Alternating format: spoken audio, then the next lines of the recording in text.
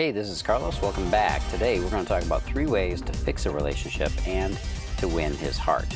Relationship problems. Hey, you know what? Everybody's got a few of them, and some people have more than their fair share. Some people have more than others. Sometimes it feels like it's always us, right? And sometimes those relationship problems come back to haunt you. If you've ever asked your friends for help, you know the advice you get from them can be a little bit sketchy.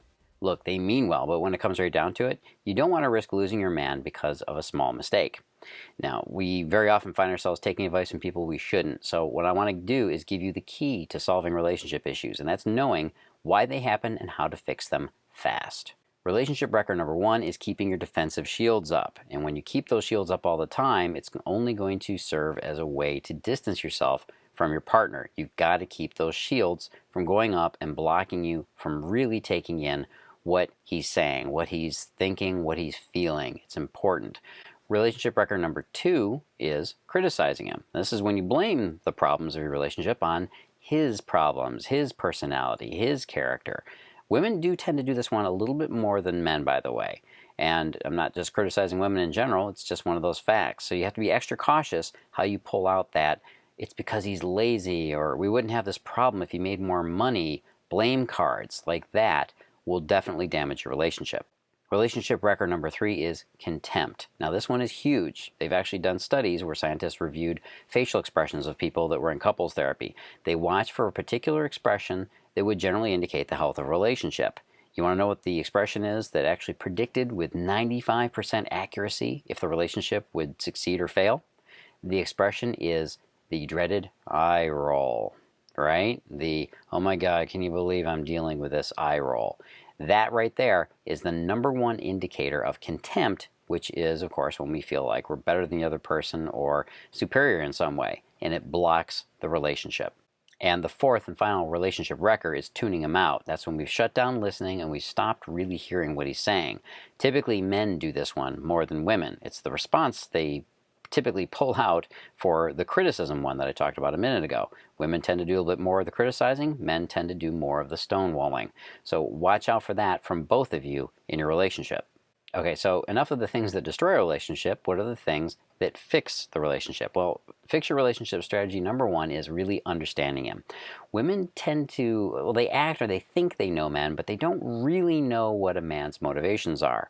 And at least they don't typically understand the most important part of him that leads to success and long-term relationship commitment.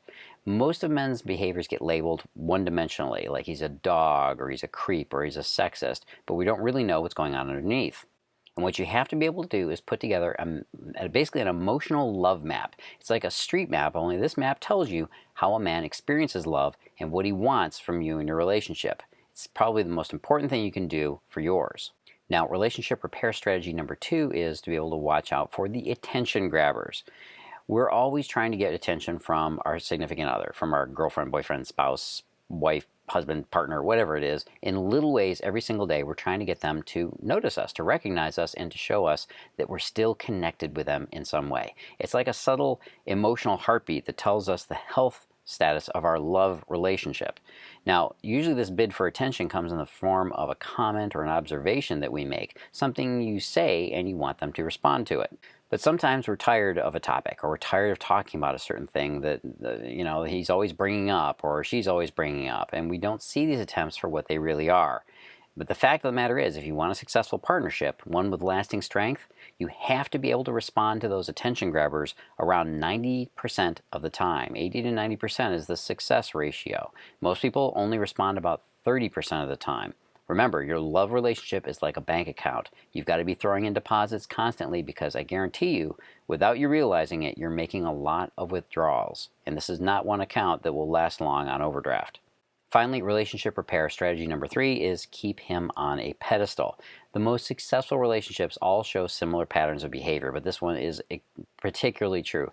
The couples that have the happiest and strongest relationships all hold their partner in high regard. That means, in plain language, they adore each other. They even sound a little bit wacky and deluded when they're talking about them, kind of like they worship them on a certain level. They actually saw their partners being better than they actually were. And in contrast, the other couples, the ones that fail most of the time, saw their partners as worse than they actually were. So you need to focus on the things that drew you together in the relationship in the first place. Find the things that were positive about him, that made you think he was your own personal hero.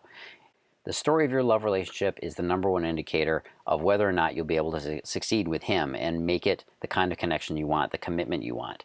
If you do have a positive story, you'll keep him closer than he's ever been with another person. You'll keep him faithful. You'll be able to unlock his trust, and you'll be able to get him to commit and bond with you for life, if that's what you want.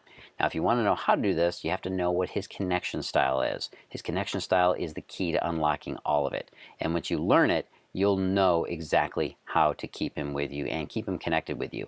If you want to learn a little bit more about this and see my video presentation, go on over to datingadviceguru.com/connection code, or just click the little link below this video and you'll be able to go see that presentation right now. Remember, the key to really creating a relationship that makes you happy is to keep both of you happy and know how men really work under the skin.